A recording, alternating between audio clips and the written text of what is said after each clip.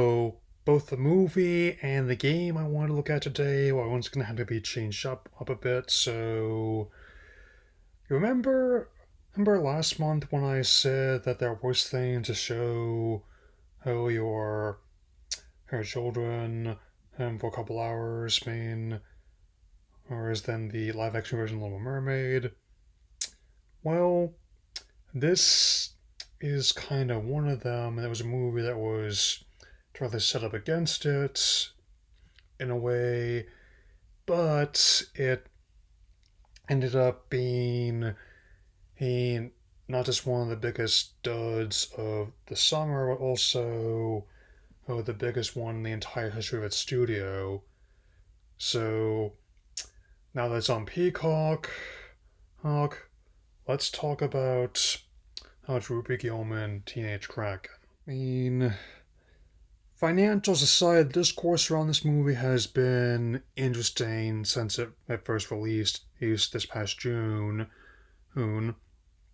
However, before I get into all that, I think I will talk about the positives as I tend to do when I'm faced with a situation like this. I will say the voice cast put together is quite solid on the whole, especially in the bigger parts. Not only experienced actresses as Toni Collette and Jane Fonda as child character's mother and grandmama, respectively. But I also very much enjoy Lana Condor in the title role, oh, Annie Murphy as Chelsea, Coleman Domingo as Ruby's dad, Arthur, no relation to Aquaman, I assure you, or to that aardvark, Herc.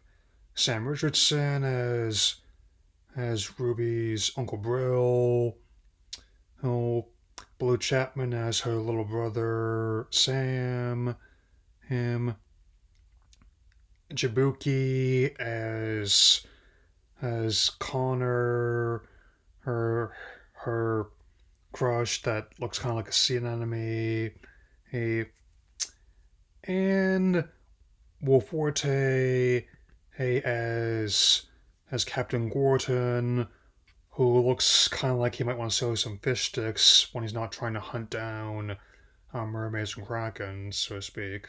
The animation, while not quite as showy in terms of style or budget as other anime films this year, and DreamWorks' other contemporaries, is pretty solid. It's colorful, it's bright, and I really like the whole rubber hose kind of limbs to have for Ruby and her family to show that apparently, even though they try and claim the Canadian, I'm pretty sure most Canadians I've met don't still have bones and noses, and they do not have blue skin, typically. Even if some of the other people designs look kind of odd, I'll admit, with this. The setting does look quite nice, especially like the whole atmosphere with like the fog by the seaside and the fluid physics. Especially like the lighting, especially when it gets to some of this stuff going on. And even though some of the choices they have for the pop song cues are kind of odd, I do kind of like the music by Stephanie Economo. Apologies for pronunciation. And now that the pauses are over now to get into the real meat of this. There are going to be some spoilers, hellers, but I'll put a timestamp in the description in case you want to skip them. Okay, so there's at least 3 major storylines going on in this movie, and a lot of characters sandwiched into just over 91 minutes of runtime, where you have Ruby trying to keep the secret that she is in fact a Kraken, and adjust to that as she's coming of age, which of course goes sideways when Connor almost drowns. She has to dive in the water to save him and ends up exposing herself as a Kraken. And though, like the most of her family, nothing too major shown because it's a PG, obviously. Hey, and that ties into the second storyline. I'm with Chelsea, a who is a mermaid who could not be any less a Rosso area than Little Mermaid if they were trying. The OG one, especially. A but let's just say that there's implications and later on that honestly make the blowback some people had about the live action version and seem trivial by comparison as it often does. I mean, trust me, if the movie hadn't bombed, I'm pretty sure, or I just probably would have made more noise is that is currently being made on Tumblr and other sites. I mean, but I can get ahead of myself because it also ties in the third storyline her with Ruby's grandmama, the Queen of Sea, trying to train her in to be a conflict against the mermaids who apparently have been at war for centuries. He's been which is one of several films makes me wonder would have been better just to do as a TV series instead because it's a lot to take in for a 91 minutes. I mean, especially. This has already been given away in the advertising of the film, what little there was. It's only got at best a couple of trailers, the first of which came out 3 months before the movie did, and a handful of TV spots. There are no plushes of Ruby, there are no shirts, not even from the Funko Pop of Grandmama or Chelsea, or rather Nerissa, who ends up being like the new queen and wants their heirloom and enchanted trident to avenge her kingdom and particularly the previous queen, her mother. Obviously, this seems suggests us that the actual blood vendetta that the movies and Krakens have against each other is justified. If it wasn't the fact that I remember Bright exists, this would probably be one of the clunkiest examples of fantasy creatures as relations metaphor I've seen, and seems to suggest that the prejudice some might have against another could be actually justified, but of course I'm not going to say that because of implication, and that DreamWorks unwittingly did a xenophobia. Oops. I mean, this may not be the worst movie I've ever seen, but it's far from the best, especially after her DreamWorks has had a very impressive of 2022. Some people's favorite film of that year was The Bad Guys from them.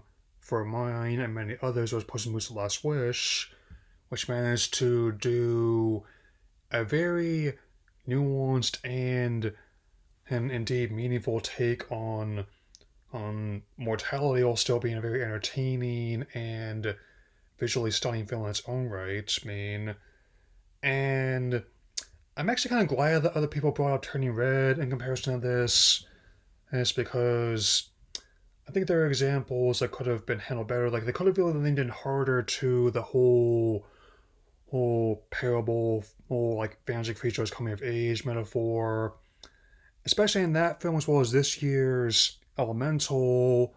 Whole there's no villain in either one of those films. The conflict more or less comes from the pitfalls, the ups and downs of day-to-day life, as it often does. As And even though there is definitely still big set pieces going on, you can still look and feel the impact, respective ones, and as well as the more small scale ones about the awkwardness of accidentally setting a desk worker you need to talk to on fire here, or the awkwardness of showing up outside I'd I'd when you're at school as if to say there's a bomb is going to explode in 3 seconds unless you take a bath, that kind of thing. But yeah, seeing the gap in quality between this movie, its competitors, and DreamWorks' own over there from last year and others is actually quite staggering. Again, it's not my personal least favorite film from DreamWorks, but it's definitely not going to be making my top 10 or top 5 anytime soon. And the reception I've seen, based on IMDb and RT scores, is relatively mixed. I mean, mixed elements. And even if they hadn't and barely promoted this film, I can understand why it tanked, so to speak. I mean, and why it was gasping for air at the box office. I mean, it's cost reported $70 million to make. It opened to just over a tenth of that during 4th of July weekend this year.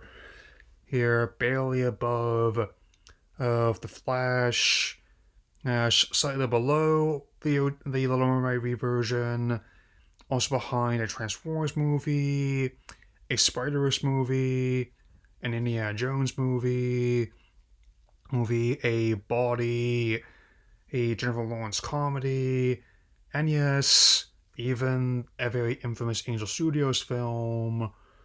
But at least I can argue those to have target audiences. I mean, I can never really figure out who this is even made for personally. Yeah, I mean, hey, whether it's trying to target teens or kids or families or fans of A Quote of Life. I mean, again, there's one thing to take away from how unpredictable all this year's financials have been, and it's like the biggest mistake one can make is trying to please everyone. If you do that, get to please almost no one. And it cost $70 million to make. It grossed by just $15 million. It ended up being put on digital just 18 days to release.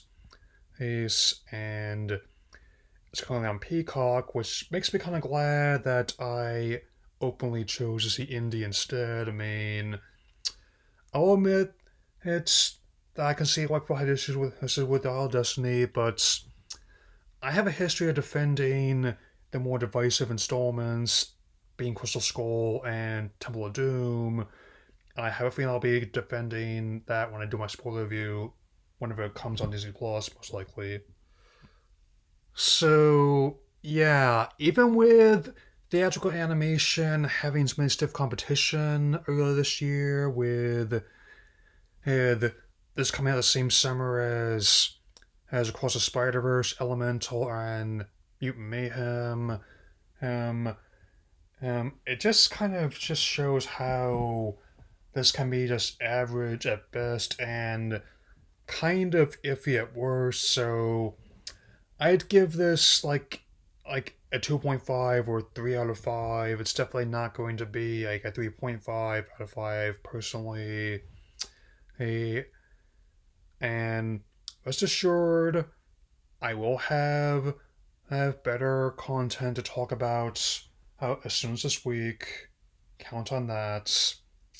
That's now, if you excuse me, I really need to go get ready to enjoy Metal Gear Master Collection. It's going to be going live in just over a day, so see you all very soon. Take care,